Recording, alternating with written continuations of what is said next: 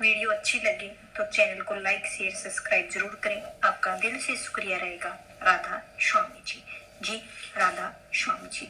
आज का सत्संग रहेगा जीवित मरना।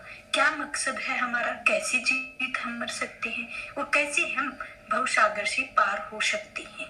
तो दीक्षा या नामदान के समय सतगुरु शिष्य को अपनी सूरत या चेतना को सारे शरीर से सिमेट कर आंखों के केंद्र तक लाने की विधि सिखाता है। जहां शिष्य शब्द धुन के संपर्क में आता है, शरीर को खाली करने और चेतनता को आंखों के केंद्र में लाकर ठहराने की क्रिया को संत जीते जी मरना कहते हैं। जब मृत्यु आती है तो हमारी आत्मा पांव के तलवे से ऊपर की ओर सिमटती है और आंखों के बीच में आ जाती है। इसके बाद ही वह शरीर को छोड़ती है। पहले पैर ठंडे हो जाते हैं, फिर टांगे ठंडी होती हैं, फिर सारा शरीर ठंडा हो जाता है, परंतु आत्मा तब भी शरीर के अंदर रहती है और कभी कभी हम सचेत भी रहते हैं।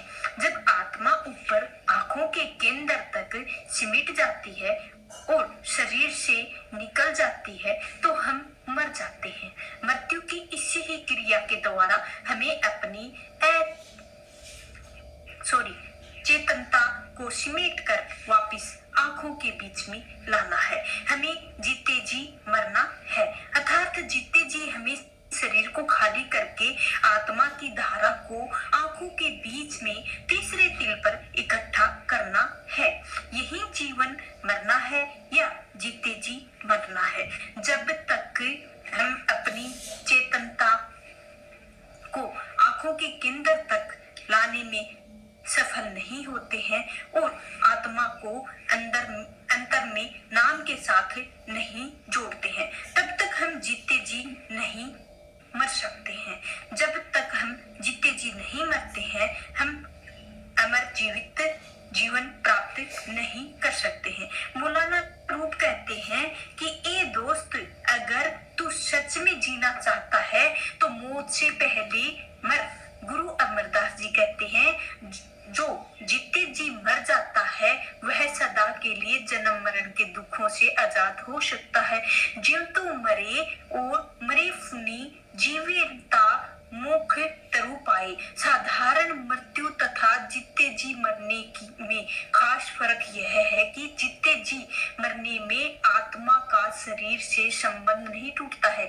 शरीर के अंग कार्य करते रहते हैं और अभ्यास का समय पूरा होने और आत्मा शरीर में वापस लौट आते हैं।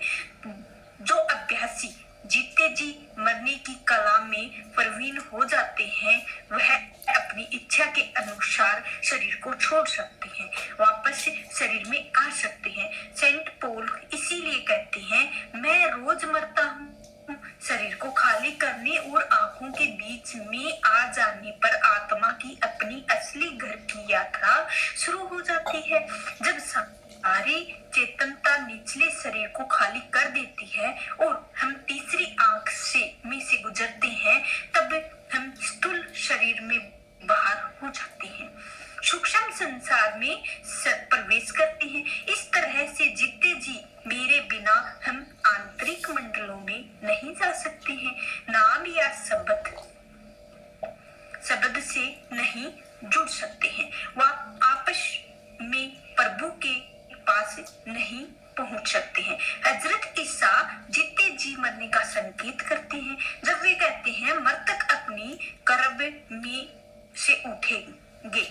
मैं बार बार और तुमसे कहता हूँ कि समय आ रहा है, बल्कि आ गया है, जब मृतक प्रभु के पुत्र की आवाज सुनेगा। जो उसे सुनेगा वे जिएगा, क्योंकि समय आ रहा है जब वे सब जो प्रभु में है उनकी आवाज सुनेंगे, आगे आएंगे। आपका भाव कि शरीर का आंखों के नीचे का भाग कर्ब के समान है।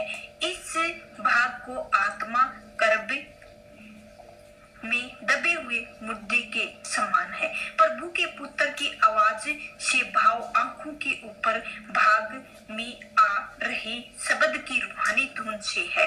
इस धुन को सुनकर आत्मा शरीर के नीचे के भाग में सिमट कर आंखों के ऊपर आ जाती है। इससे मृतक को जाग उठता है, अर्थात परमात्मा अथवा अपनी निज घर की ओर मृत आत्मा उस प्रभु तथा अपनी असली घर के प्रति दोबारा जिंदा हो जाता है। सो प्रभु के पुत्र की आवाज अर्थात शब्द की आवाज को सुनकर आत्मा शरीर रूपी और शमशान से निकलकर ऊपर के मंडलों में आ जाएगी। वह समय आ रहा है, बल्कि आ गया है। हजरत ईसा का भाव वो है कि शरीर की जो शमशान में कैद आत्मा को शब्द के अभ्यास के द्वारा मुक्ति करने का समय आ गया है। वह समय मनुष्य जन्म का अनमोल अवसर है, जो इस समय हमें मिला हुआ है, जिसका हमें लाभ उठाना चाहिए। ईरान के सूफी फकीरों ने भी मनुष्य शरीर को शमशान या कब्र कहा है। शमशे परवेज कहते हैं, कितना अच्छा हो अगर तुम एक रात भी अपनी रूह को इस शरीर से बाहर ला सको और इस शमशान के पीछे छोड़कर अंदर के आसमानों पर चढ़ सको। अगर तुम्हारी रूह है तुम्हारे शरीर को खाली कर देगी तो तुम मौत की तलवार से बच जाओगे और ऐसी नूरानी बाग में पहुंच जाओगे जहां पतझड़ की पहुंच नहीं है। जब तक ख्याल आंखों के नीचे काम कर रहा है तब तक हम परमात्मा की ओर मृतक के समान है। जब यह ख्याल सिमटकर आंखों के बीच में आ जाता है तब हम मालिक की ओर जीवित हो जाते हैं।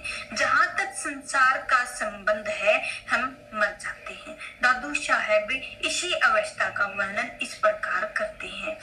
जीवित माटी है रेह साई सन्मुख होई, दादू पहले मरी रहे पीछे तो सब कोई। हिजरत ईसा हम इस आध्यात्मिक जागृत का वर्णन है और मृतक का जीवित होना कह कर सकते हैं।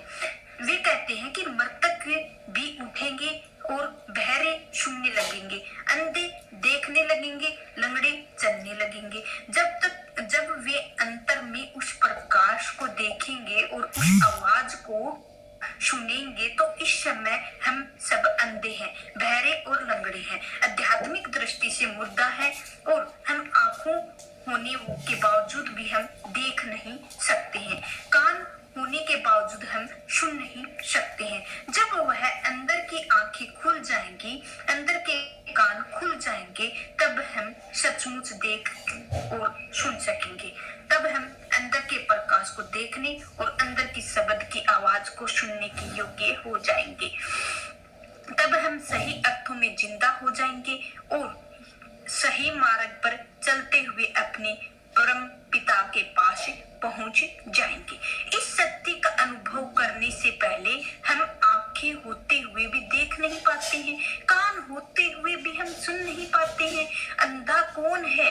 वह जो अपने सामने पड़ी चीजें को देख ना सके। हम सब जानते हैं कि परमात्मा हमारे अंदर है, वह इस संसार इस रचना के कण कण में मौजूद है, लेकिन हम उसे देख नहीं पाते हैं, न ही अंदर न बाहर। इसीलिए संत महात्मा हमें अंधा कहते हैं।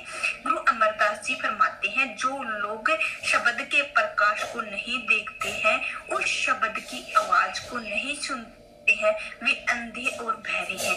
ऐसे लोगों का मनुष्य जन्म व्यर्थ होता है।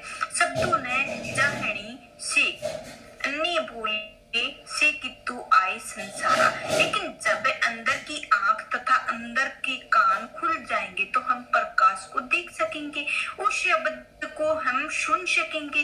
तब हम शब्द के उस दिव्य संगीत को सुन सकेंगे। मरे हुए को जीवित कर देते हैं। तो गुरु अंगद देव जी कहते हैं कि हम जीते जी मर जाते हैं।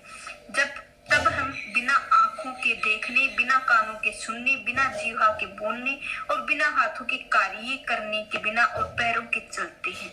चलने लगते हैं।